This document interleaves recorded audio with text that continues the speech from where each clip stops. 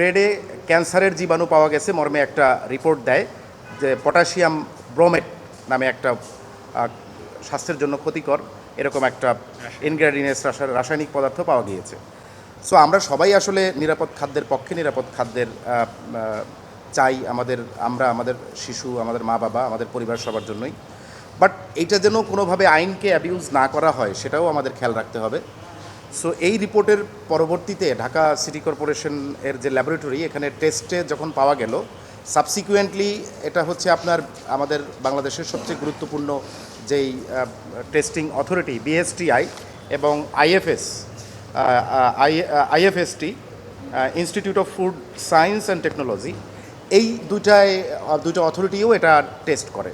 তো Dhaka south city কর্পোরেশনের laboratory পেল এখানে পটাশিয়াম ব্রোমেট পাওয়া গিয়েছে এবং বিএসটিআই এবং আইএফএসটি বলল যে এখানে পটাশিয়াম ব্রোমেট পাওয়া যায়নি।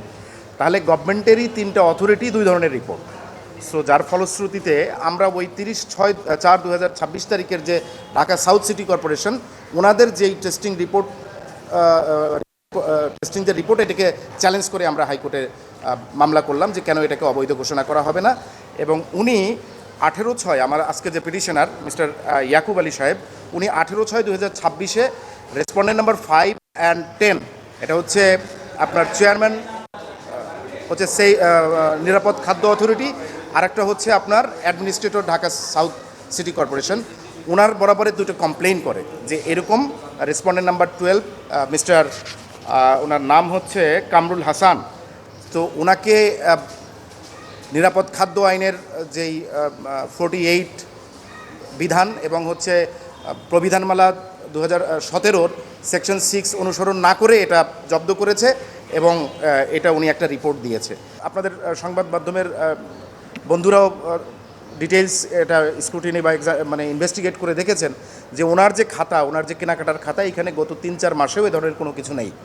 তাহলে এই ধরনের একটা আইনকে মানে যদি কেউ অ্যাবিউজ করে, যে ঢাকা সিটি কর্পোরেশন সাউথের কর্মকর্তা ঈদের আগে ওনার ওখানে গেলেন, যাওয়ার পরে উনি বললেন যে আপনার এটা হচ্ছে আপনার এই রাসায়নিক পদার্থ পাওয়া গিয়েছে।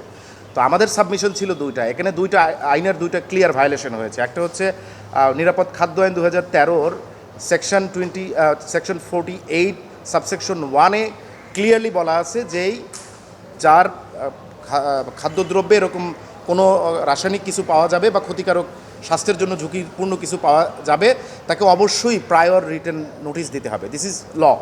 আর একটা হচ্ছে এই খাদ্য আইন 2013 একটা প্রবিধানমালা হয়েছে 2017-তে। এই প্রবিধানমালায় বিধি 6-এ বলা আছে কিভাবে এই ফুড আইটেমটাকে জব্দ করতে হবে। আমরা যদি এই ভাষায় বলি, সিজ করতে হবে কিভাবে for examination in the laboratories, এটা কিভাবে জব্দ করতে হবে, প্রক্রিয়াটা বলা আছে। সুতরাং এই প্রক্রিয়াটাও অনুসরণ করা হয়নি এবং ইন্ডিপেন্ডেন্ট উইটনেস থাকতে হবে সেখানে, তাদের সাইন থাকতে হবে, কিভাবে সেটা সিলগালা করা হবে। যাই হোক, আমাদের সাবমিশনে মেরিট পে এবং সন্তুষ্ট হয়ে honourable high court division comprising of their lordships mister Razik al Jalil and mister justice Debashish Roy Chowdhury 11 August 2026 তারিখে inaction of the respondent number 5 and 10, যেটা হচ্ছে ফুড সেফটি অথরিটি এবং হচ্ছে অ্যাডমিনিস্ট্রেটর সাউথ সিটি কর্পোরেশন, এটাকে কেন অবৈধ ঘোষণা করা হবে না এটা মর্মে রুল জারি করেছেন এবং এটা হচ্ছে আপনার একটা ডাইরেকশন দিয়েছেন to dispose of the application dated 18/6/2026 annexure F1, যেটা উনি দাখিল করেছিলেন। মহামান্য হাইকোর্টের কাছে আমি আসলে যে সঠিক বিচারের জন্য আশা করে আসছিলাম, সেটা আমি পাইছি।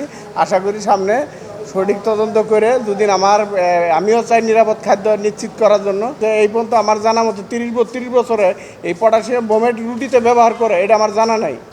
কিন্তু সে কোথায় কীভাবে পাইলো এটা আসলে অ্যাকচুয়ালি হয়তো যে ব্যবসায়ী আমার 30-32 বছরের যে ব্যবসার একটা সুনাম ছিল সেটা নষ্ট করছে।